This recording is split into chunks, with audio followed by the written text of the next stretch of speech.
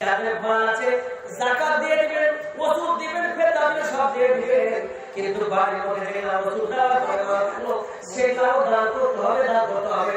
কিছু লোক আছে ওষুধ বের করেছে আর কি দিতে হবে না। রাসূলুল্লাহ বলেন, আল্লাহ বলেন, আল্লাহ নবীকে খুদ মিন আমওয়ালিহিম সাদাকাতান তুতাহিরুহুম ওয়া তুযাক্কিহিম ওয়া সাল্লি আলাইহিম তুযাক্কিহিম ওয়া সাল্লি আলাইহিম ফাইন্না সালাতাকা সাকারুন লাহুম। নবী তাদের কাছে তুমি যাকাত দাও, মাল দান আর দান দিয়ে পরে করবে কি, তার তিনটা লাভ হবে। দান দিতে গেলে তিনটা লাভ কি, তুতাহিরুহুম, তাদের গুনাহ মাফ হয়ে যাবে। দান করলে গুনাহ মাফ হয়,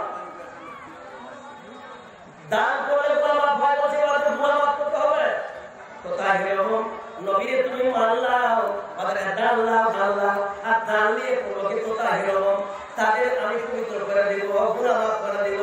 কত যাকিহীন, তাদের মনকে পরিষ্কার করে দেব, নাপাক মালকে পাক করে দেব। আর আপনি দোয়া দিবেন, দোয়া তাদের জন্য রহমত হয়ে যাবে। তিনটা লাভ, একটা হলো গুনাহ মাফ হবে, আর হবে কি তাদের মালটা পবিত্র হবে, আর আপনি দোয়া দিবেন, দোয়াটা মঞ্জুর করে দেওয়া হবে। ভাইরা বন্ধুরা, কাল কিয়ামতের মাঠে দানটা হবে মাথা ছাড়া। নামাজ আপনার ছায়া হবে না, রোজা ছায়া হবে না, অন্য কি হবে না। একটা নীতির একটা বৈশিষ্ট্য আছে বলবো, আমার খবরের মধ্যে নামাজ আপনার কাজ দেবে, নামাজ আপনার কাজ দেবে, সিরাতে কোরআন কাজ দেবে, রোজা কাজ দেবে, সব কাজ দেবে। কিন্তু দানের মধ্যে যা হাতে আছে দানটা কাজ দেবে কাল কিয়ামতের মাঠে। এই নামাজগুলা কাজ দেবে, খবরের মধ্যে কাজ দেবে, সব কাজ দেবে, আর দানটা কাজ দেবে কাল কিয়ামতের মাঠে। নবী বলছেন, সাদকাতুর রাজুল ফি ইয়াউমিল কিয়ামাতি লা ইয়াজিল্লুহু, যদি হালাল সাদকা হয়, হালাল মানে যদি দান দিয়ে করবে, ওই দানটা কাল কিয়ামতের মাঠে ওদের মাথায় ছায়া করে দিব। যেদিন হাজার হাজার মাইল দূরে আছে সূর্য, মাত্র 1 মাইল দূরে সূর্য চলে আসবে, কারো ঘাম হাঁটু হবে, কারো ঘাম কোমর হবে, কারো ঘাম বুক হবে, আর কারো ঘাম মুখে ঢুকবে হবে। কিন্তু ওইগুলা লোকের কাছে আর ঘাম যাবে না, ঘাম যাবে না। যারা জীবন মসজিদ মাথা তৈরি করতে গিয়ে ছাত্ররা করেছে, দান করছে, তাদের ওই সমস্ত দান করা মাথায় ছাড়া হবে, মেঘ বলার মতো মোটা হয়ে যাবে।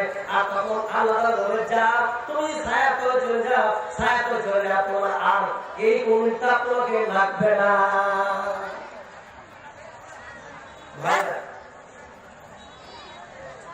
দানের মধ্যে একটা বিশাল এমন জিনিস আছে, গুনাহকে মাফ করে, গুনাহকে মাফ করে।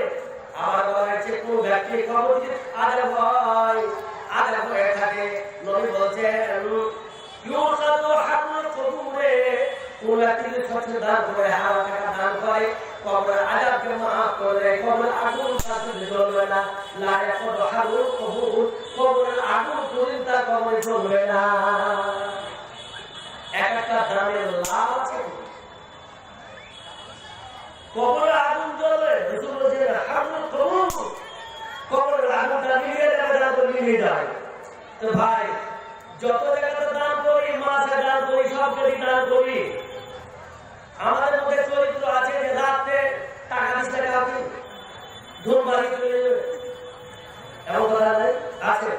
যদি রাতে কেউ টাকা দেয়, কিছু দেয়, তো বলে না 20 টাকা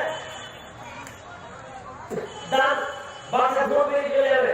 অথচ আমরা কি বলছেন, আল্লাহ ইয়াফিকুনা আমওয়ালাহুম বিল-লাইলি ওয়ান-নাহার সিররান ওয়া আলানিয়া, যে ব্যক্তিরা রাতে আর দিনে দান করে, গোপনে প্রকাশে দান করে, এই করে ওই করে, উলাইকা হুমুল তারিকা কিয়ামতে সাবর কাম হবে। আমরা বলছি রাতে দিয়ে দেয় নেই, প্রকাশ্যে দেয়, গোপনে দেয়। আল্লাহ রাতে দান করতে বলছেন, আর আপনি কি বলছেন,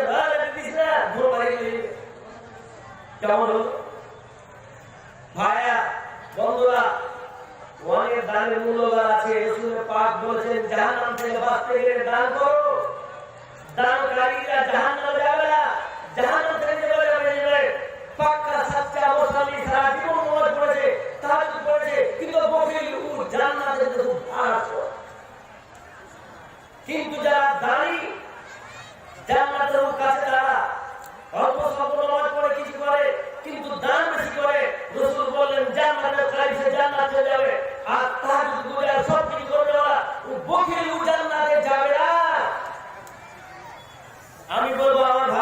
400 টাকা বাকি 100 টাকার লগত 500 টাকা মুখ দান করি আমার এই হাজি সাহেব কোথায় চলে গেলেন? নজরুল ইসলাম আপনাদের উনি দিচ্ছেন হাজি শাহজাহান বিশ্বাস সাহেব, আপনার ডাকছি ভাই, আপনি এখানে আসেন, আপনি এখানে আসেন। আমি বলতে চাচ্ছি, আল্লাহ আপনাকে ধন দিয়েছেন, অনেক ধন দিয়েছেন আল্লাহ আপনাকে। কাল কিয়ামতের মাঠে আপনাকে লোক বলবে, কোথায় তুমি খরচা করেছো বলো। আপনার মাদ্রাসার পাশে একটা মসজিদ তৈরি হবে, আমি চাইবো আপনি 2000 টাকা থেকে চলে গেলেন ওখান থেকে। আমরা আপনাকে বসতে বললাম, আপনি এখানে আসেন, আমি চাইবো মসজিদ যত হবে বুঝতে পারেন, আজকে আপনাদের কাছে মসজিদ তৈরি করে নেব। আজকে এই শিশুভিত্তিক মাদ্রাসার মসজিদ আপনাদের কাছ থেকে তৈরি করে নেব। কেউ পিলার দেন, কেউ আপনি রড দেন, কেউ সিমেন্ট দেন, কেউ বালি দেন। আজকে এখান থেকে মসজিদ তৈরি করে ইনশাআল্লাহ দেবো। আর আমরা সবাই বুঝতে পারি আর বলবো, আল্লাহ আমরা তোমার মসজিদ কায়েম করেছি। ওই ঠিক ফিলপাড়ার মধ্যে একটা মসজিদ ছিল আল্লাহ, আমরা তৈরি করেছি। অত্যন্ত পার্শ্ববর্তী সব গরিব জায়গা, একটা প্রতিষ্ঠানে যারা নামাজ পড়ে ছেলেমেয়েরা একটা জায়গা নাই, তার থেকে আর বড় দুটি জায়গা কোথায় আছে বন্ধু? এখানে ছাত্র ছাত্রী থাকে, শিক্ষক মন্ডলে থাকে, তারা নামাজ পড়ার জায়গা পায় না। আপনি উত্তর দিতে পারবেন না। এরা বলবে আল্লাহ আমাদের মসজিদ ব্যবস্থা করেনি, এলাকার লোকেরা মসজিদ ব্যবস্থা করে কোথায় কোথায় উত্তর দিতে পারবে না। মসজিদের প্রয়োজন আছে, মসজিদ যেখানে আছে করতে হবে, না করলে এখানে উত্তর দিতে পারবে না।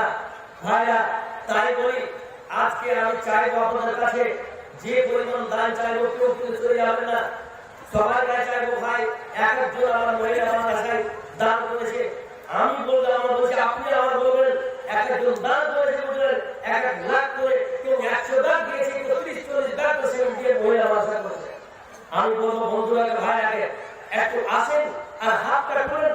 আর আজকে মসজিদ তৈরি হয়ে এরকম মন প্রাণ নিয়ে দাঁড় করুন। ওখানে ভাই শাহজাহান সাহেব দেখি কোনটা দেখো, একজন দুর্গাপুর থেকে এসেছিল, বললো 1000 টাকা দিয়ে গেলেন। মাশাআল্লাহ, দুর্গাপুর থেকে একজন আমার দাদা এসেছিলেন, উনি 1000 দিলেন, চলে এলেন নাকি? আর দুর্গাপুর পুকুরিয়ার একজন 100 টাকা দিলেন। হ্যাঁ,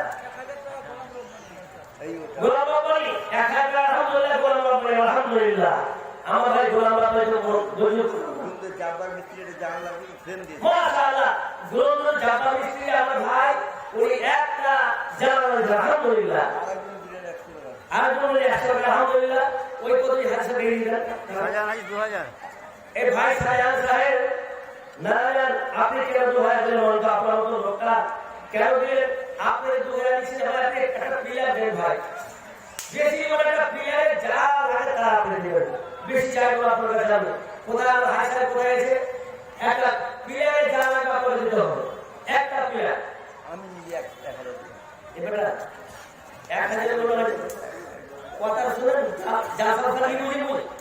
আমি কথা বলছি, একটা পিলার নিব, 6টা পিলার দিলে আগে দিবে, আল্লাহ তো দিবে এখন 1000 টাকা। না। আমি তো একটা পিলার নিব, টাকা নিব, এই বাটার কাছে নিব।